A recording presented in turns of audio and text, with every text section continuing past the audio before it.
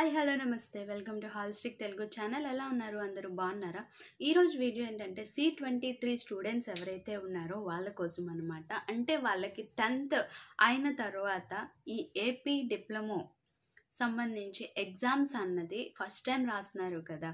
So వాళ్ళ కోసం అని చెప్పేసి ఈరోజు ఒక వీడియో అయితే చేద్దామని అనుకుంటున్నాను. C23 స్టూడెంట్స్కి ఆల్రెడీ హాల్ టికెట్స్ అన్నవి డౌన్లోడింగ్కి అయితే ఇచ్చేసారండి. సో మనకి టైం టేబుల్ కూడా రిలీజ్ చేస్తారు.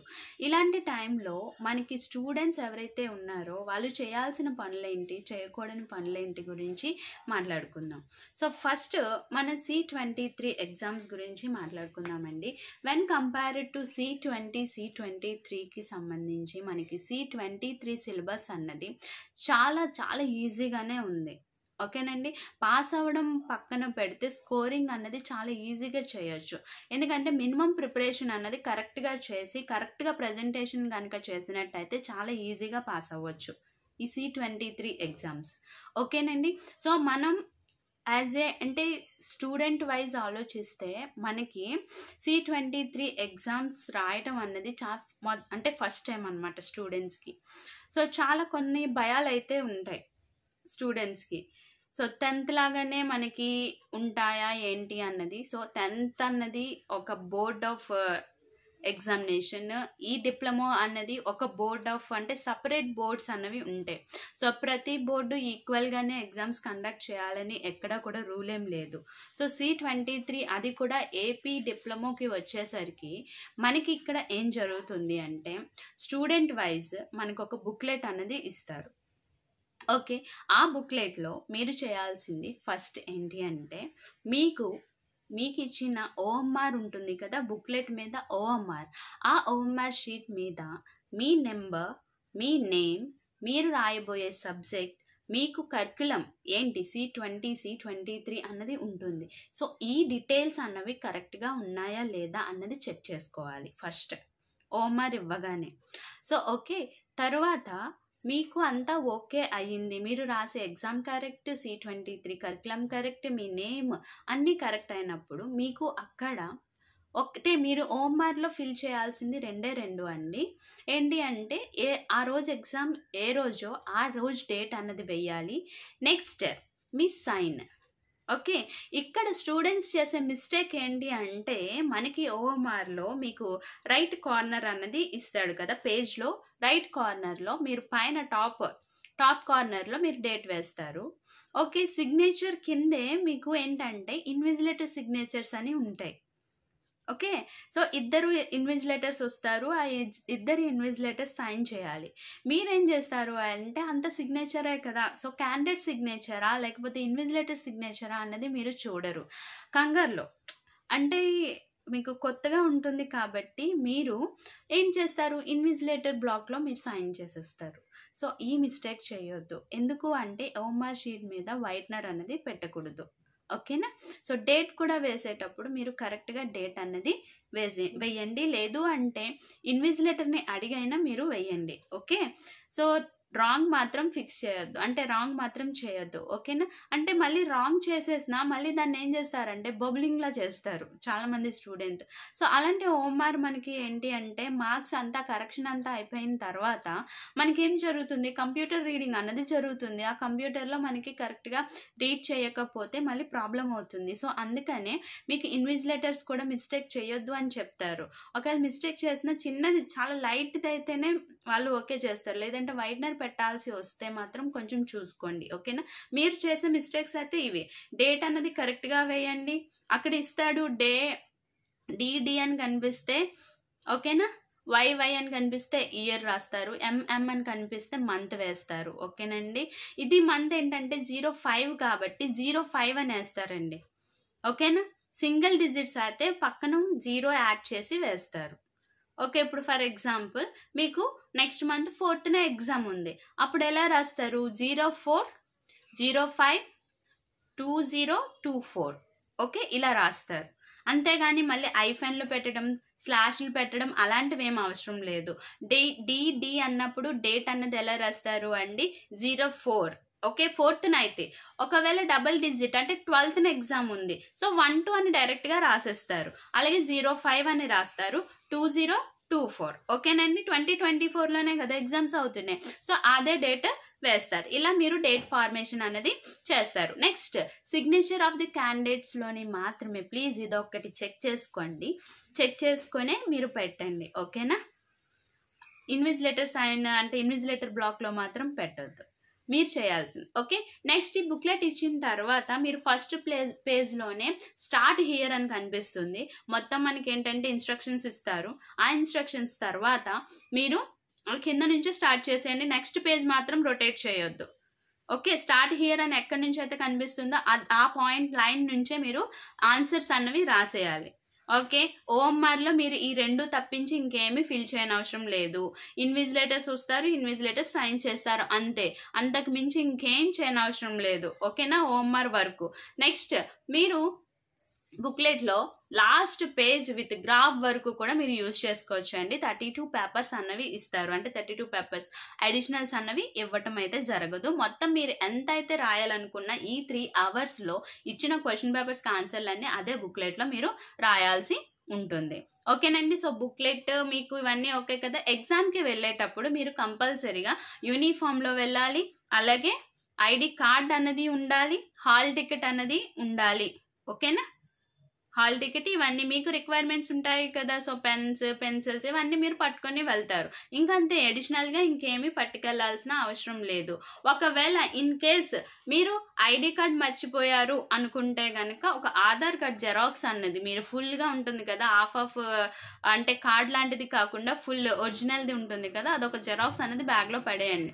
ఒకవేళ ఇన్ కేస్ అంటే బై ఛాన్స్ ఇంకా ఎగ్జామ్స్కి టెన్షన్లో మర్చిపోయినా ఏం చేసినా కొంచెం ఆధార్ జెరాక్స్ అనేది ఉంటే కొంచెం సేఫ్ సైడ్ ఉంటుంది అన్నమాట, ఓకేనండి. సో ఇలా మీరు ఎగ్జామినేషన్. నెక్స్ట్ ఎగ్జామ్స్ ఎక్కడ జరుగుతాయంటే మీకు అందరికీ తెలిసిందే, ఇక్కడ ఎటువంటి జంబ్లింగ్ సిస్టమ్ అన్నది ఇంట్రడ్యూస్ చేయలేదు కాబట్టి మన కాలేజెస్లోనే మనకి ఎగ్జామ్స్ అన్నవి కండక్ట్ చేస్తారు. మనం కూర్చున్న క్లాస్ రూమ్స్లోనే డిఫరెంట్ క్లాస్ రూమ్స్లో మనకి సిట్టింగ్ అరేంజ్మెంట్ చేసుకొని మనకి ఎగ్జామ్స్ అన్నవి జరుగుతాయి. నెక్స్ట్ ఇంకో విషయం, ఇక్కడ ఏమైనా కాపీ కొట్టడానికి ఛాన్సెస్ ఉంటాయా అంటే అస్సలు కాపీ కొట్టడానికి ఛాన్సెస్ ఉండవండి.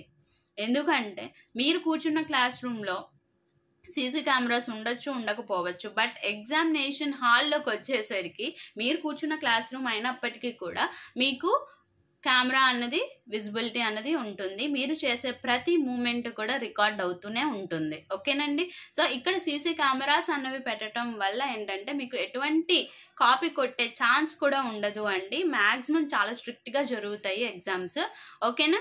సో ఇన్విజిలేటర్స్ కానీ మీరు కానీ ఏమి స్లిప్స్ పెట్టడానికి కూడా మీకు ఛాన్స్ అయితే ఉండదు. ఒకవేళ స్లిప్పే పెట్టినా కూడా డిబార్ అయిపోయే ఛాన్సెస్ అన్నవి చాలా ఎక్కువగా ఉంటాయి కాబట్టి అసలు అలాంటివి ఏం చేయొద్దండి. రిస్క్ అయితే అస్సలు చేయొద్దు, ఓకేనా. ఎందుకంటే C23 అన్నది చాలా ఈజీగా పాస్ అవ్వచ్చు. నేను ఒక డిప్లొమా స్టూడెంట్ని, ఓకే. డిప్లొమాకి లెక్చరర్గా కూడా వర్క్ చేశాను. 8 years ఎక్స్పీరియన్స్ ఉంది. నేను చాలా నేను ఇవన్నీ చెప్తున్నాను అనమాట. సో చాలా ఈజీగా ఉంటుంది సిలబస్. ఇప్పుడు ఇచ్చిన ఈ టైంలో మీరు ప్రిపేర్ అయిపోయినా కూడా మీరు పాస్ అయితే గ్యారంటీగా అయిపోవచ్చు, ఓకేనండి. సో మీరు స్లిప్పులు పెట్టడం అలాంటివి ఏమీ చేయొద్దు, ఓకేనా. సో డిబార్ అయిపోయే ఛాన్సెస్ అనేవి చాలా ఎక్కువగా ఉంటాయి. కొంచెం స్ట్రిక్ట్గా అయితే చాలా స్ట్రిక్ట్గా అయితే జరుగుతాయి, కొంచెం అని కాదు, చాలా స్ట్రిక్ట్గా అయితే జరుగుతాయి అన్నమాట, ఓకేనండి. ఇవి ఎగ్జామ్స్ గురించి. ఇంకా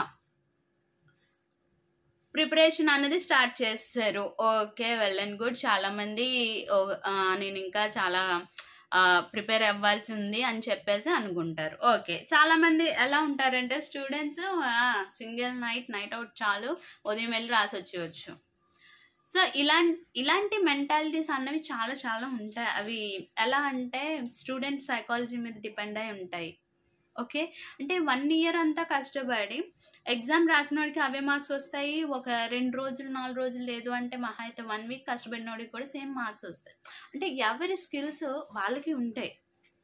ఎందుకంటే ప్రతి స్టూడెంట్ యూనిక్కే. ఒకరికి ఉన్న టాలెంట్స్ ఇంకొకరికి ఉండాలన్న రూల్ ఏం లేదు. సో మీరు ఫస్ట్ చేయాల్సింది ఏంటంటే ఒకరితో కంపేర్ అస్సలు చేసుకోవద్దు, ఓకేనా.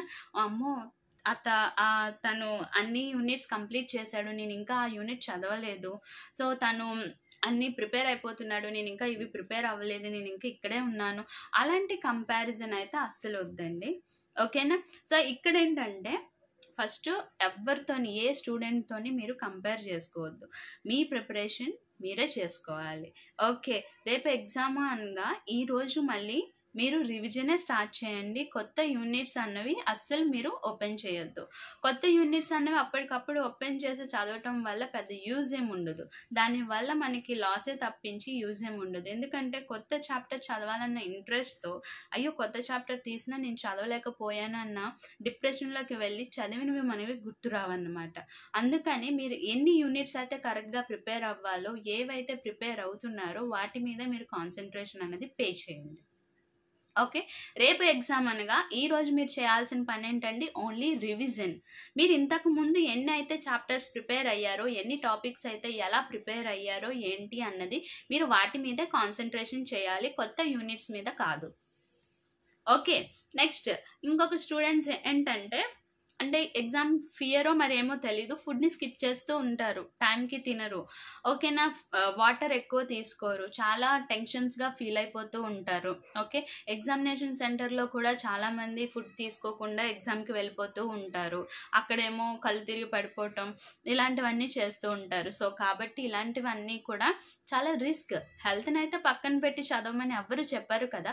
టైంకి మనం తీసుకోవాల్సిన ఫుడ్ని మనం తీసుకొని వాటర్ ఇంటేక్ ఎంతైతే మన బాడీకి కావాలో అంత తీసుకుంటే సరిపోతుంది. మనం ఎప్పుడైతే ప్రెజర్గా లేకపోతే టెన్షన్గా ఫీల్ అవుతామో మనకి కావాల్సినంత ఆక్సిజన్ అన్నది బాడీ ఇంటేక్ చేసుకోలేదు.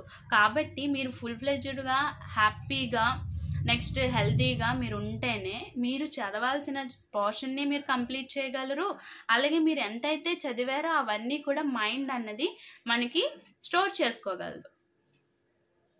ఓకేనండి. సో ఇన్ని ప్రాబ్లమ్స్ మధ్య మీరు ఫుడ్ని కనుక స్కిప్ చేసినట్టయితే మనకేమవుతుంది, మనం చదివింది మనకి ఇన్ టైంలో గుర్తురాదు. నెక్స్ట్ మనం ప్రజెంటేషన్ కూడా కరెక్ట్గా ఇవ్వలేము. సో టైంకి మీరు ఫుడ్ తీసుకోవాలి. వాటర్ ఇంటేక్ అనేది మస్ట్ అండ్ షుడ్. ఎందుకంటే ఇప్పుడున్న ఎండలు ఎలా ఉన్నాయో చూస్తున్నారు కదా.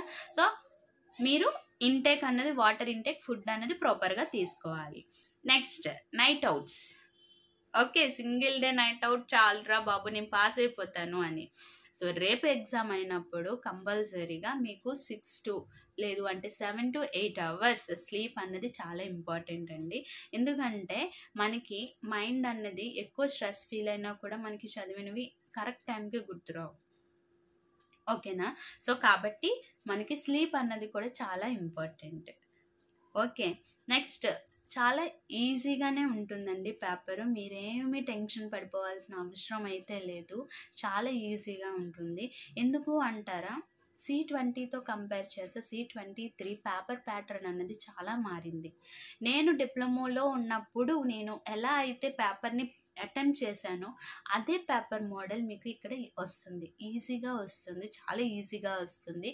కొన్ని పర్టికులర్ యూనిట్స్ అంటే సబ్జెక్ట్ వైజ్ మనం సెలెక్ట్ చేసుకొని కొన్ని సెలెక్టెడ్ యూనిట్స్ని మాత్రమే మనం ప్రిపేర్ అయితే పాస్ అనేది కన్ఫామ్గా అయిపోతుంది. ఓకేనా, పాస్ గురించే గనక అయితే మాత్రం మనం ఛానల్లో అప్కమింగ్ వీడియోస్ అన్నవి వస్తాయండి. సబ్జెక్ట్ వైజ్ నేను ఇంపార్టెంట్ టాపిక్స్ అలాగే ఎన్ని యూనిట్స్ ఎలా ప్రిపేర్ అవ్వాలి ఏంటి అన్నది నేను చెప్తాను. ఓకేనా, దాని ప్రకారం మీరు ప్రిపేర్ అయినా సరిపోతుంది. కొంతమంది స్టూడెంట్స్ ఏంటి అంటే మనకి ఎలా అయినా ఈ రోజంతా కూర్చొనైనా నేను సిలబస్ అనేది కంప్లీట్ చేసేయాలి, ఈరోజు దాటితే మళ్ళీ నాకు అవ్వదు, ఈరోజు ఎలాగైనా నేను కంప్లీట్ చేసేయాలి. 24 hours చదువుకునే ఉంటారా, కంప్లీట్ చేయాలని చెప్పేసి. సో 90 minutes మాత్రమే, అంటే 90 minutesకి మాత్రమే మన దగ్గర స్టోరేజ్ అనేది ఉంటుంది. అంటే కంటిన్యూస్గా మన మైండ్ 90 minutes చదవడానికి మాత్రమే కెపాసిటీ అనేది ఉంటుంది. ఓకేనా, టైం డ్యూరేషన్ కూడా 90 minutes వరకు మాత్రమే. అంటే ఎవ్రీ 90 minutesకి మనం ఏం చేయాలి, బ్రేక్ అన్నది తీసుకోవాలి. ఎవ్రీ 90 minutesకి బ్రేక్ తీసుకున్న తర్వాతనే మనం, అంటే అలా కంటిన్యూస్గా చదివినా కూడా మనకి అంత యూజ్ ఏమి ఉండదు. సో ఎవ్రీ 90 minutesకి మాత్రమే మనం ఏంటి చేయాలి, ఒక టాపిక్ని చేంజ్ చేయటం కానివ్వండి. అంటే 90 minutesకి ఒకసారి కొంచెం అలా బుక్స్ అనేది క్లోజ్ చేసి కొంచెం అలా రిలాక్స్ అయ్యి లేదంటే ఏదైనా తాగి తినేసి మళ్ళీ మనకి 90 minutes అలా బ్రేక్ ఇస్తూ చదవాలి. నెక్స్ట్ ఒకే దగ్గర కూర్చొని చాలామంది చదువుతూ ఉంటారండి. సో ఒకే పొజిషన్లో కూర్చొని చదివినా కూడా మనకి కొంచెం అన్‌కంఫర్ట్‌గా ఉంటుంది. సో, బ్రేక్ తీసుకున్న ప్రతిసారి బ్రేక్ అంటే ఏంటి అనుకుంటున్నారు? మళ్ళీ సెల్ ఫోన్ తీసి ఫ్రీ ఫైర్ ఆడడం కాదు బ్రేక్ అంటే. ఓకే. సో, సెల్‌ని మాక్సిమం అవాయిడ్ చేసేయండి. ఇప్పుడున్న స్టూడెంట్స్‌ని నేను చాలా మందిని చూస్తున్నాను కాబట్టి, ఎందుకంటే నేను జాబ్ మానేసి ఈ మంతే అవుతుంది. జస్ట్ ఏప్రిల్ 1 నుంచే నేనైతే జాబ్ మానేశాను. అంతకు ముందంతా స్టూడెంట్స్‌తో ఇంటరాక్ట్ అయ్యే ఉన్నాను కాబట్టి, మొబైల్ ఎంత అంటే మీకు అది ఎంత ప్రాబ్లమ్‌ని క్రియేట్ చేస్తుంది అన్నది మీకిప్పుడు తెలియడం లేదు. ఓకేనా? సో, మాక్సిమం మొబైల్‌ని అవాయిడ్ చేసేయండి. సో, ఇక్కడ బ్రేక్ ఇమ్మన్నాను కదా అంటే ఇన్‌స్టాగ్రామ్‌లో రీల్ చూసుకోవడమో, లేకపోతే యూట్యూబ్‌లో షార్ట్స్ చూసుకోవడమో కాదండి మీరు బ్రేక్ తీసుకోవటం అంటే జస్ట్ అలా వెళ్ళి వాక్‌కి వెళ్ళడం. ఓకే. ఇప్పుడు ఒక స్టడీ టేబుల్ మీద నుంచి ఒక ఇంట్లో కొంచెం అలా తిరగటం, కొంచెం వాటర్ అనేది తీసుకోవటం. ఇలాంటివన్నమాట బ్రేక్ అంటే. అంతేగాని టీవీకో లేకపోతే మొబైల్‌కో అడిక్ట్ అయిపోవడం కాదు బ్రేక్ తీసుకోమన్నానంటే. ఫస్ట్ మనం చేయకూడనివేంటండి అసల ఇంకొకళ్ళతో కంపేర్ చేసుకోకూడదు. టైంకి తినాలి, టైంకి తాగాలి. అలాగే మనం ఎంతవరకైతే ఎలా అయితే ప్రిపేర్ అవ్వాలనుకుంటున్నామో అలానే ప్రిపేర్ అవ్వాలి. కొత్త లెసన్స్ అంటే రేపు ఎగ్జామ్ అనగా ఈరోజు మళ్ళీ మనం కొత్త లెసన్స్ జోలికి అస్సలు వెళ్ళకూడదు. ఓకే. సో, నెక్స్ట్ మనకి ఏంటి అంటే 90 మినిట్స్‌కి బ్రేక్ అనేది ఇవ్వాలి. నైట్ ఔట్స్ అస్సలు చేయకూడదండి. అంటే అప్ టు 3, 4, 5 వరకు చదవాల్సిన అవసరం అయితే లేదు. మహా అయితే 11 వరకు చదవండి చాలు. లేదు అంటే 10 వరకు చదవండి. 10-10:30కి క్లోజ్ చేసేసి మళ్ళీ మార్నింగ్ లేచి చదవండి. రివిజన్ చేయండి. ఓకేనా? రేపు ఎగ్జామ్ అనగా. సో, ఈ టిప్స్‌ని మీరు ఫాలో అవుతూ ఉంటే గనక C23 ఎగ్జామ్స్‌ని మీరు ఈజీగా అటెంప్ట్ చేయొచ్చు. అలాగే రిజల్ట్ కూడా మంచిగా తెచ్చుకోవచ్చు. ఓకేనండి. సో, ఇది ఈ వీడియో. ఈ C23 స్టూడెంట్స్ ఎవరైతే ఉన్నారో వాళ్ళు ఫస్ట్ టైమ్ గనక చూస్తున్నట్టయితే ఎవరైనా C23 అనే కాదు ఎవరైనా ఫస్ట్ టైమ్ గనక మన ఛానల్‌ని చూస్తున్నట్టయితే ప్లీజ్ అండి సబ్స్క్రైబ్ చేసుకోండి. అలాగే పక్కనే వచ్చిన బెల్ ఐకాన్ కూడా ఓకే చేయండి. దానివల్ల నేను లేటెస్ట్‌గా పెట్టబోయే ప్రతి వీడియో యొక్క నోటిఫికేషన్ అనేది డైరెక్ట్